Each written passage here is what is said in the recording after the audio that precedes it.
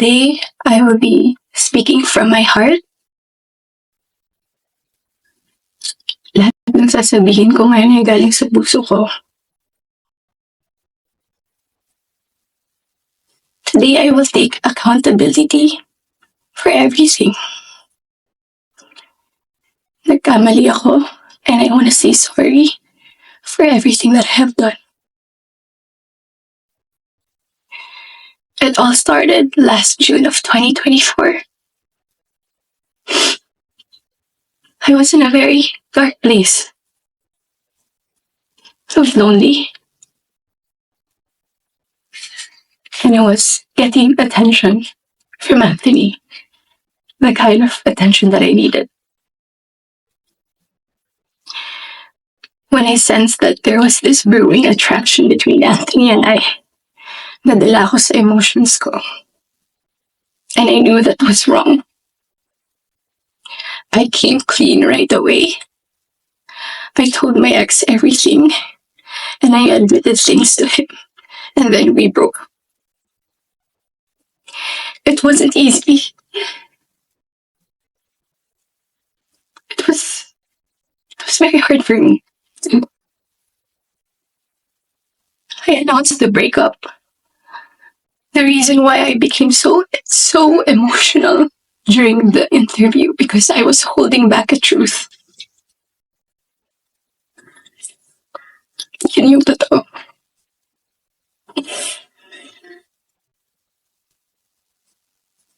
I wasn't really able to simmer down. I wasn't able to reflect on what had happened. I was working every day for days straight, weeks straight, months straight. Bago nagsimula yung mga daming trabaho namin, I told Anthony that I broke up with my ex. And he also said the same thing.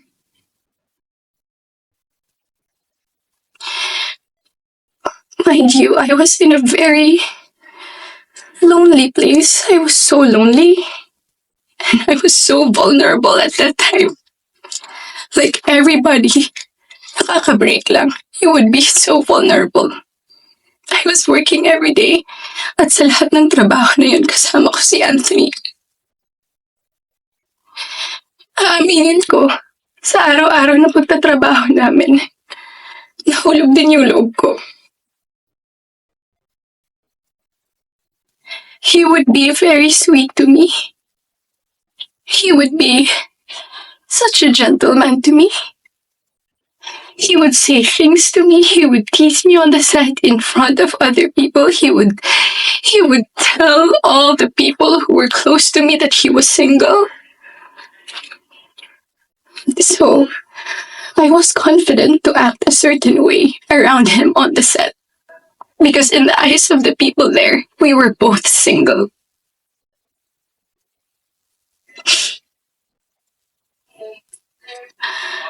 Araw-araw kami nagtatrabaho and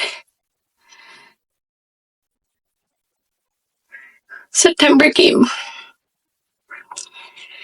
We went to Italy for our shoot sa teleserye namin na Incognito.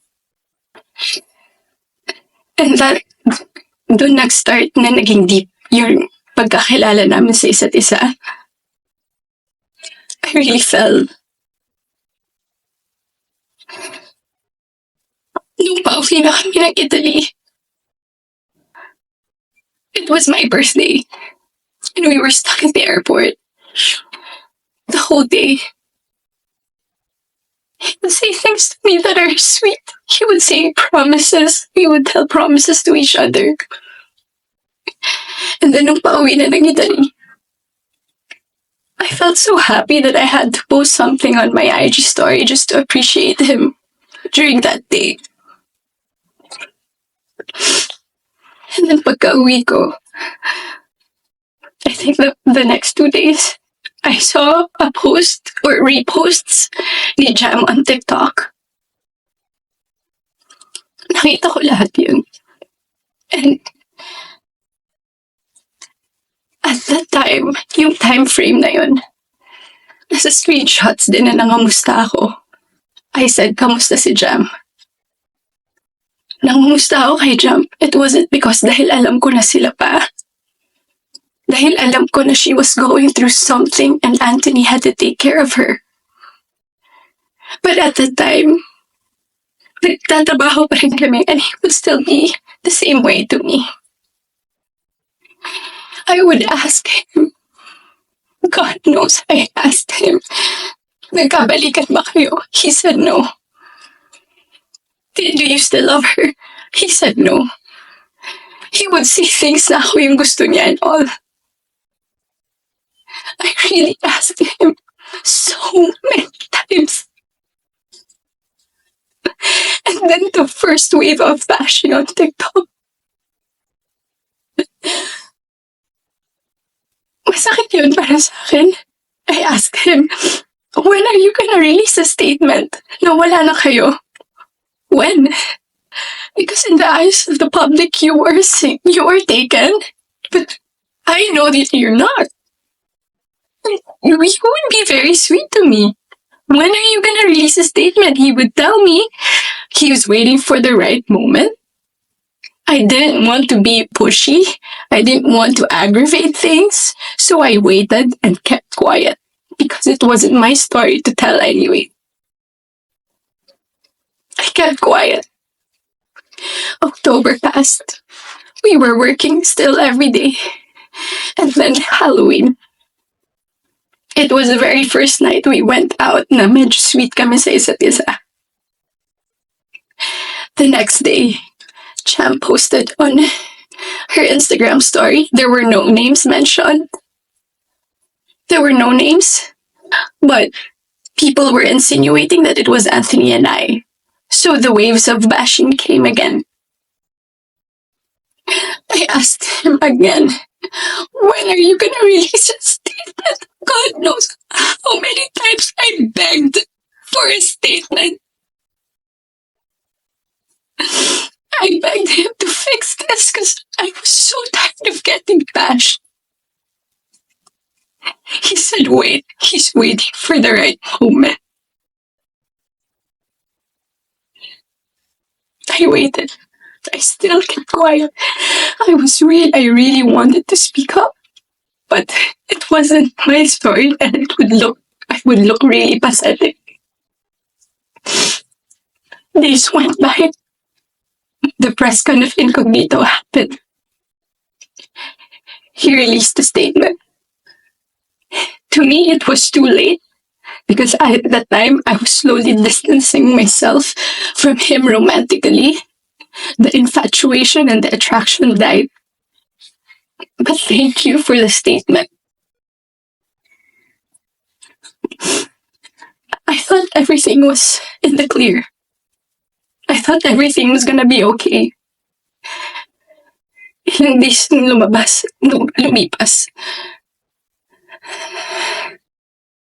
The screenshots.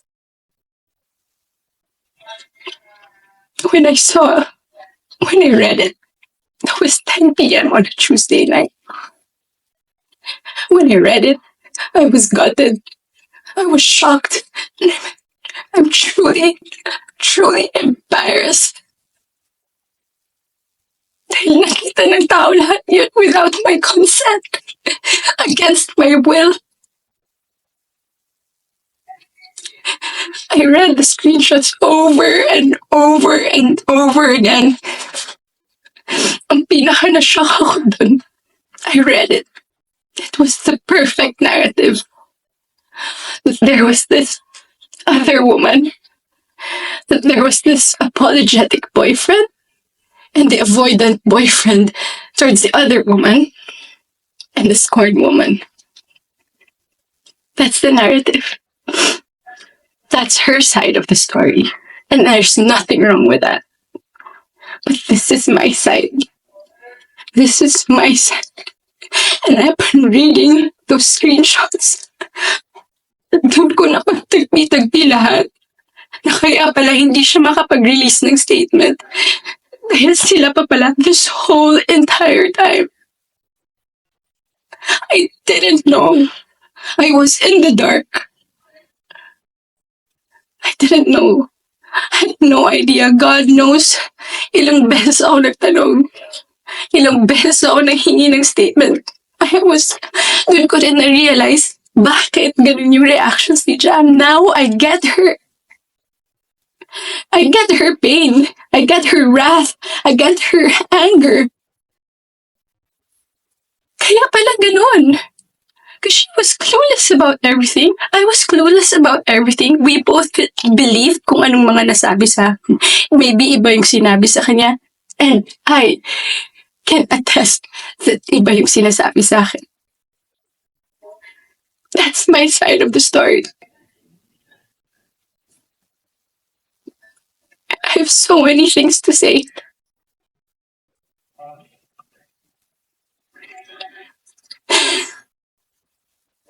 Hindi ka ako makapaniwala. Papahiya pala ako ganito sa buhay ko. So to the public, I'm sorry that you got to see that very intimate side of me. Ganun talaga ako pag nagbigay ng pagmamahal. It was supposed to be private. It was supposed to be a private, intimate thing. I'm sad. I'm sad na nakita yun ng tao. And yes, I don't want to play the victim here. Nagkamali din talaga ako. And I want to say sorry to those people I have hurt. I reached out to Jam last November. I did not get a reply. I think that was last November. Because I wanted to know what's up. So, I'm sorry.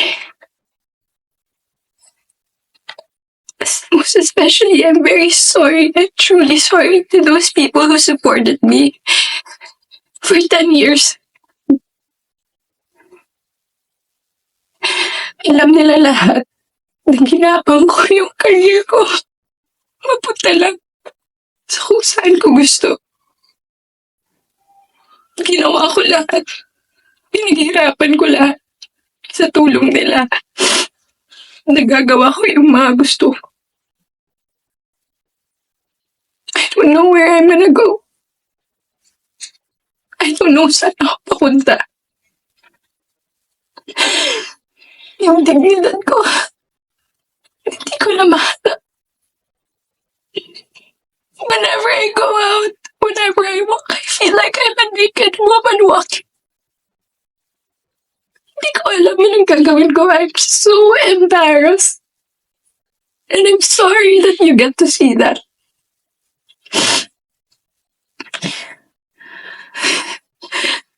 But I can assure you, tuloy pa rin ako. Tuloy pa rin ang laban. Magtatrabaho pa rin ako kahit nahirap. Hindi pa rin namamatay yung apoy sa puso ko. I'm still looking for that little girl inside of me. It's hard to look for her now, but someday I get to find her and I will be able to hold my shadows. What you saw was not a perfect human. I'm far, far from being perfect. What you saw was a human being. Just a human being.